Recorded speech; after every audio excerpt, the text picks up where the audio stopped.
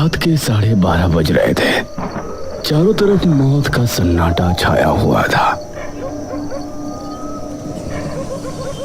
जंगल पूरी तरह से शांत और सुनसान दिख रहा था। ऐसे में काला लबादा पहने एक शख्स हाथ में लालटेन लिए आगे बढ़ रहा था। उसके कदम सामने बने एक कुएं की तरफ बढ़ रहे थे। वो कुएं के करीब जाकर रुका और फिर उसने कुएं के अंदर एक पर्ची डाली।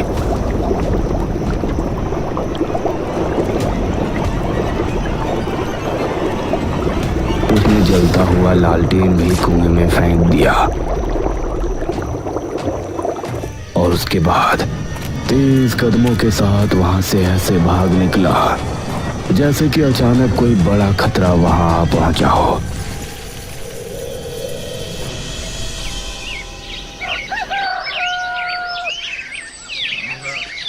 अगली शाम इसी गांव में रहने वाली एक औरत कल्याणी अपने आंगन में बैठी हुई थी।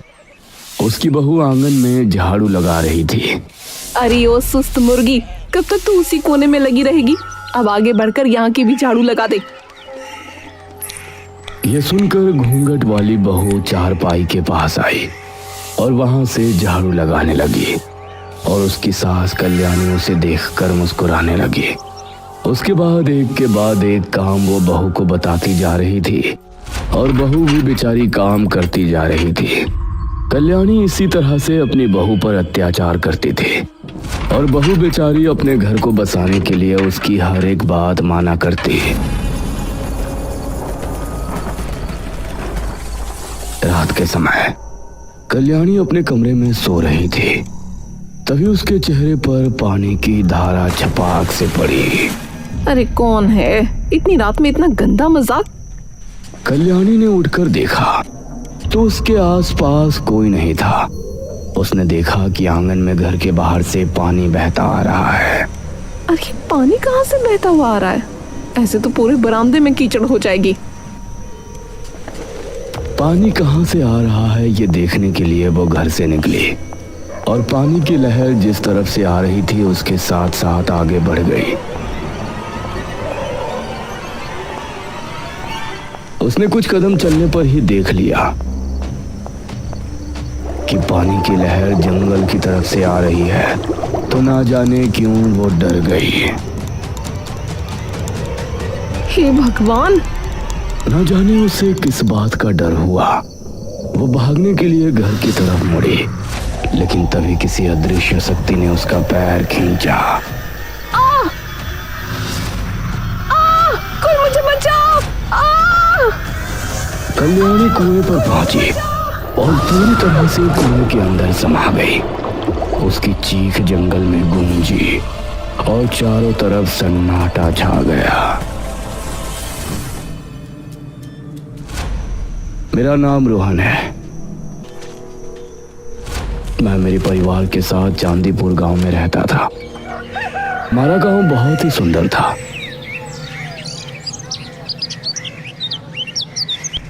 और हमें यहाँ रहते हुए किसी तरह की कोई परेशानी नहीं होती थी। मेरे दादा और दादी सरूरपुर गांव में रहते थे और वो हर महीने मुझसे मिलने आया करते थे। दादाजी, दादी जी,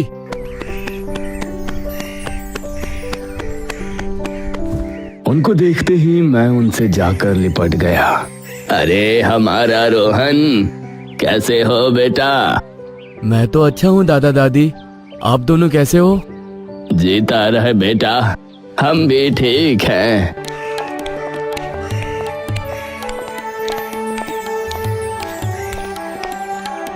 उन्होंने काफी देर तक मुझसे और मम्मी पापा से बात की और मैंने इस बार भी उनसे वही सवाल किया जो मैं हर बार उनसे किया करता था। दादाजी, मैं आपसे हर बार आपके गांव चलने की बात करता हूँ, लेकिन आप मुझे लेकर नहीं जाते हैं। लेकिन आज आपका कोई बहाना नहीं चलेगा। ये सुनकर दादा और दादी दोनों के चेहरे पर गंभीरता के भाव नजर आए और दादा बोले, ठीक है रोहन बेटा, इस बार तो नहीं, लेकिन अगली बार जब हम तुमसे मिलने आएंगे तो तुमको अपने गांव लेकर चलेंगे। दादाजी, अब फिर से? अरे रोहन बेटा, परेशान मत हो। अगर दादाजी आपको लेने नहीं आए तो मैं और तुम्हारे पापा हम तुमको दादाजी के गांव लेकर चलेंगे।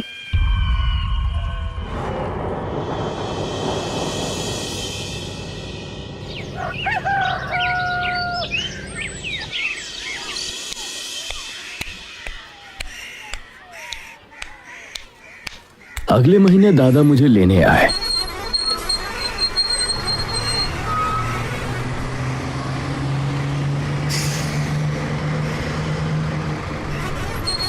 और मैं उनके साथ उनके गांव सरूरपुर आ गया। उनका गांव भी बहुत सुंदर था। पूरे दिन उन्होंने मुझे घुमाया फिराया।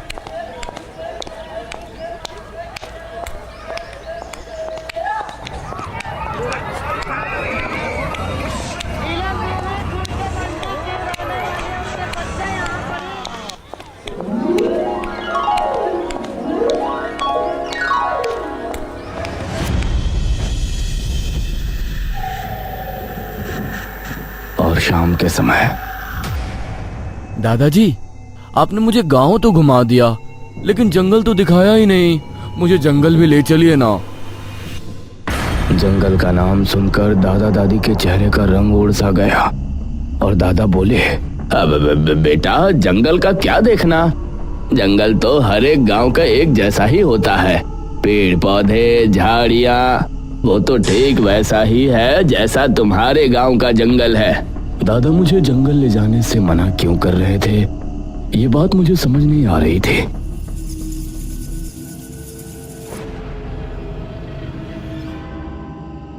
रात होने पर हम सभी आंगन में खाट बिछाए सो रहे थे। तकरीबन 12:30 बजे मुझे एक आवाज सुनाई दी। रोहन, रोहन। यह आवाज सुनकर मैं उठा और इधर उधर नजरें दौड़ाई तो मुझे आसपास कोई नजर नहीं आया।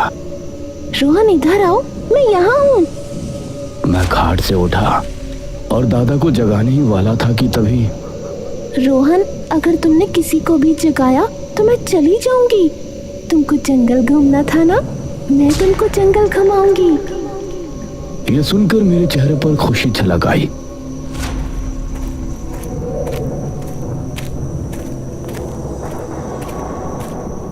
रोहन, तुम मेरी आवाज का पीछा करते हुए यहाँ तक आ सकते हो। मैं जंगल की तरफ हूँ। मैं उस आवाज का पीछा करता हुआ जंगल की तरफ रवाना हो गया, लेकिन मैं जितना आगे बढ़ता वो आवाज भी दूर होती जा रही थी। आओ रोहन, तुम मेरे बहुत करीब हो। मैं जंगल के बेहद करीब था। तभी किसी ने मेरे कंधे पर पीछे से हाथ रखा। रोहन, यहाँ क्या कर रहे हो? दादाजी, वो मैं। चलो घर चलो, इतनी रात में यहाँ घूम रहे हो, तुमको डर नहीं लगता? दादाजी फिर से मुझे घर ले गए।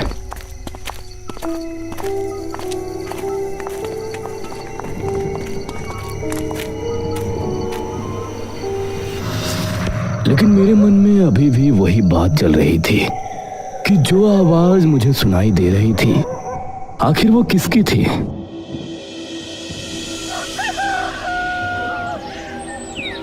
अगले दिन शाम होने पर मैंने एक चाल चली। दादाजी, मैं खेलने के लिए गांव के मैदान में जा रहा हूँ। अरे बेटा, थोड़ी देर रुको, मैं भी तुम्हारे साथ चलता हूँ। दादाजी, आप मुझे मैदान में तो जाने दीजिए। मैं बहुत बोर हो रहा हूँ। मैं बच्चों के साथ खेलना चाहता हूँ। आपको जब आना हो तब आ जाना। मैं मैदान का बहाना करके वहां से निकला।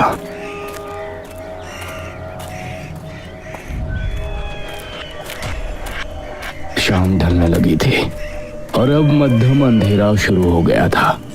मेरे कदम अपने आप ही जंगल की तरफ बढ़ रहे थे। तभी मेरे सामने एक आदमी आकर रुका। अरे, तुम तो मोहन के पोते हो ना? जी काका, आप कौन? मैं तुम्हारे दादा का दोस्त हूँ। तुम यहाँ क्या कर रहे हो? काका जी, मुझे जंगल में घूमने का मन था। आप मुझे जंगल घुमा लाइए ना। जंगल में घूमना तुम्हारे लिए ठीक नहीं है। वहाँ एक कुआं है। कुआं है? लेकिन कुआं तो हमारे गांव में भी है। उससे खतरे की क्या बात है? हमारे गांव का कुआं कोई आम कुआं नहीं है। उसके पास तो मुझ जैसे बूढ़े और गांव के जवान भी जाने की हिम्मत नहीं करते। लेकिन ऐसा क्यों काका? वो सब तुम मत सोचो बेटा, बस इतना समझ लो और जंगल में जाने का विचार छोड़ दो। और ठीक है काका। चलो मैं तुमको घर छोड़ देता हूँ।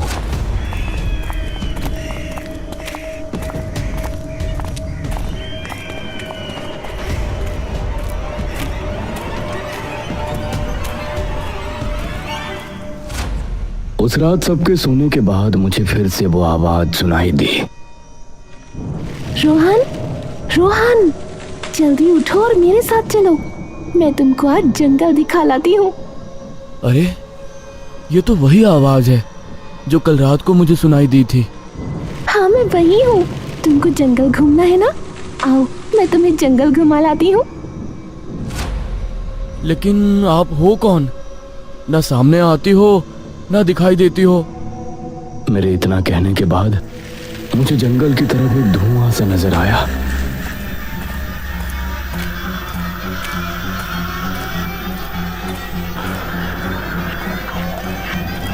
कुछ कदम बढ़ाने के बाद मुझे धुएं के अंदर एक धुंधला अक्स नजर आ रहा था, जिससे समझ आ रहा था कि वो कोई औरत है जिसने काली साड़ी पहनी हुई है। रोहन, तुमको पहले भी समझाया गया है ना कि जंगल की तरफ जाना ठीक नहीं है। एक बार फिर से दादाजी को सामने देखकर मैं डर गया। दादाजी, मैं तो बस कुछ नहीं, चलो अभी के अभी घर चलो। दादाजी फिर से मुझे घर ले आए।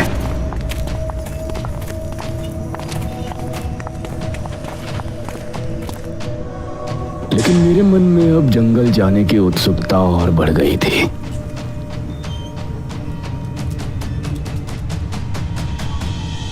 दादाजी के घर के पास ही एक वैद्य जी रहते थे। सुबह सुबह एक गुहार से हम सभी की आंखें खुल गई। वैद्य जी, मेरे पति को बचा लीजिए, वरना मैं भी मर जाऊंगी।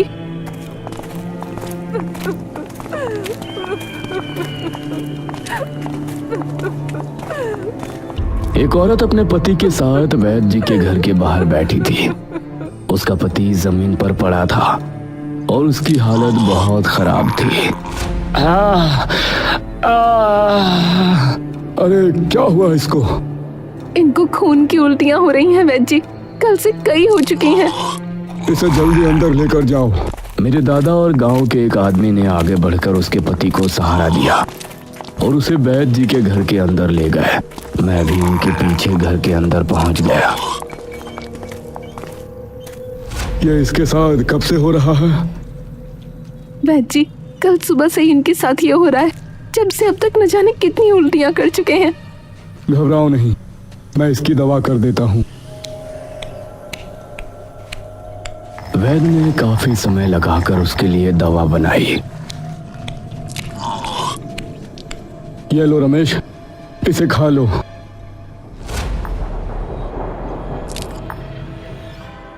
दवा खाने के बाद कुछ देर बाद ही रमेश अपने पैरों पर आ गया और उसकी चीख पुकारें खत्म हो गईं। शुक्रिया वैद्य जी। इसे मिर्ची वाला कोई भी खाना मत देना।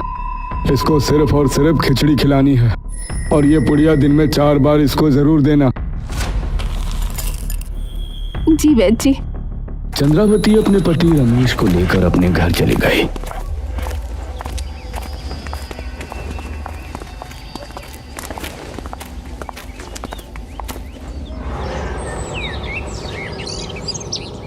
दोपहर के तकरीबन 4 बजे के समय फिर से वो औरत अपने पति को लेकर वैद्य जी के पास आई। देखिए ना वैद्य जी, इनको फिर से उल्टियां आई हैं। ये कैसे हो सकता है? जो दवा मैंने बनाकर दी है वो तो सबसे ज्यादा कारगर है। ऐसा नहीं हो सकता। तुमने इसे दवाई दी थी कि नहीं? रमेश जमीन पर गिरकर तड़पने लगा और उसकी आंखें लाल लाल चमक उठी। अरे बाप रे, ये इसे क्या हो रहा है? अब वैद्य जी भी उसकी तबीयत देखकर हैरान रह गए थे। वैद्य जी, कुछ कीजिए ना। माफ करना, मुझे कुछ समझ में नहीं आ रहा कि इसे कौन सी मर्ज है। इसे अब कोई नहीं बचा सकता। वैद्य जी की बात सुनकर उसकी पत्नी क्रोधित हो गई। वैद्य, तू कहता है कि मेरे पति को अब कोई नहीं बचा पाएगा? तो देखना, मेरे रमेश जिंदा रहेंगे और मैं इनको बचा कर ही रहूंगी।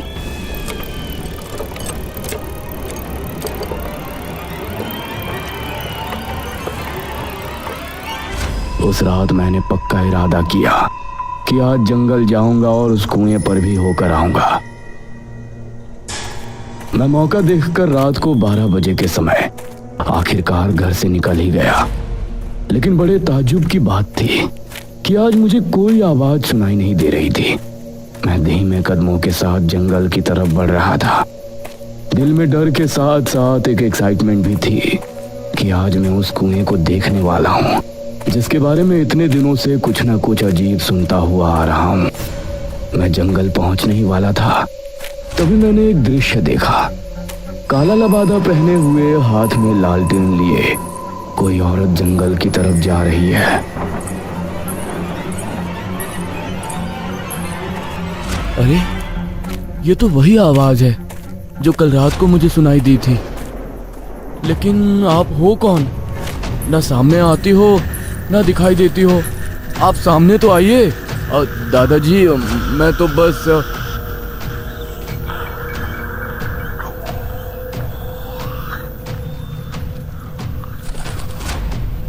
वो उस कुएं के पास जाकर रुक गई। मैं पहली बार उस कुएं को देख रहा था। उस कुएं के आसपास का वातावरण बहुत ही अलग था। यहाँ गर्मी के मौसम में भी बहुत ठंड थी। सही में हमारे गांव के कुएं के पास जिस तरह की शांति और सुकून महसूस होता था, इस कुएं के पास अजीब सा सन्नाटा महसूस हो रहा था। उस औरत ने कुएं की पटरी पर लालटेन रखा और उसके बाद अपने दूसरे हाथ में पकड़ा एक चश्मा जो कि नजर का चश्मा लग रहा था। उस चश्मे को उसने कुएं में फेंक दिया। बाद उसने लालटेन भी कुएं में फेंक दिया और फिर तेज रफ्तार के साथ वहां से भाग निकली। उसको भागता हुआ देखकर अब मुझे भी कुछ समझ में नहीं आया। मेरे भी दिल में अजीब सा डर बैठ गया था और अब मैं भी घर की तरफ भाग रहा था। कुछ ही देर में मैं घर पहुंचा। मेरी सांसें बुरी तरह से फूली हुई थी। कुछ भी समझ में नहीं आ रहा था। तभी दादाजी खांसने लगे।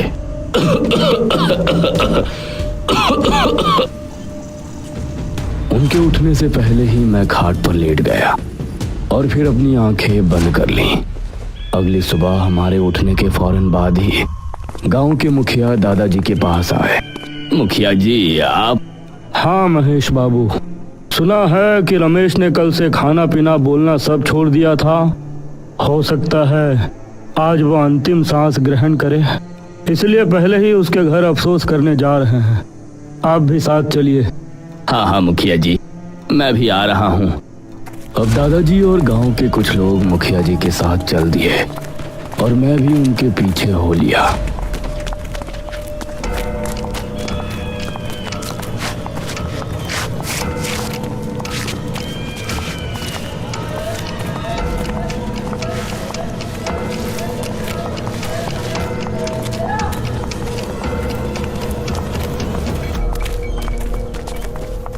सभी रमेश के घर पहुंचे तो उन्होंने पाया कि रमेश अपनी पत्नी के साथ आंगन में बैठा हुआ है और एकदम सही सलामत नजर आ रहा है। अरे रमेश, तुम? जी मुखिया जी, आइए बैठिए।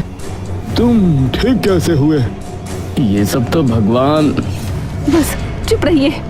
चंद्रावती ने उसकी बात बीच में ही काटते हुए कहा। मैंने कहा था ना कि मेरे रमेश को कुछ नहीं होगा। नतीजा आप देख सकते हैं। यह सुनकर वैद्य जी हैरान रह गए। नहीं, यह नहीं हो सकता। लगातार इतनी खून की उल्टियां करने के बाद कोई भी इंसान कभी नहीं बच सकता। यह असंभव है। तो क्या कहना चाहते हैं आप?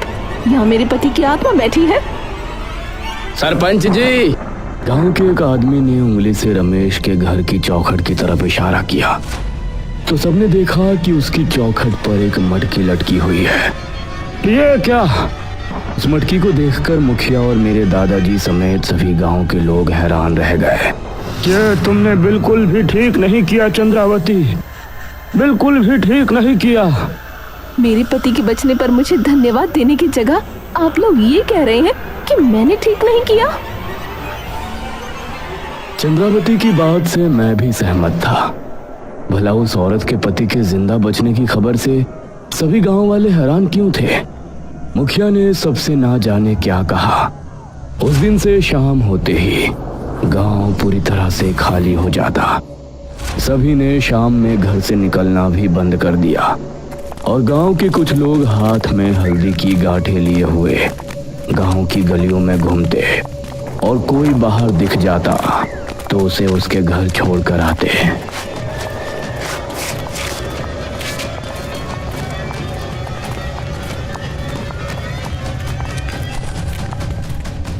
दादाजी, चंद्रावती के पति के ठीक हो जाते ही गांव का माहौल अजीब क्यों हो गया?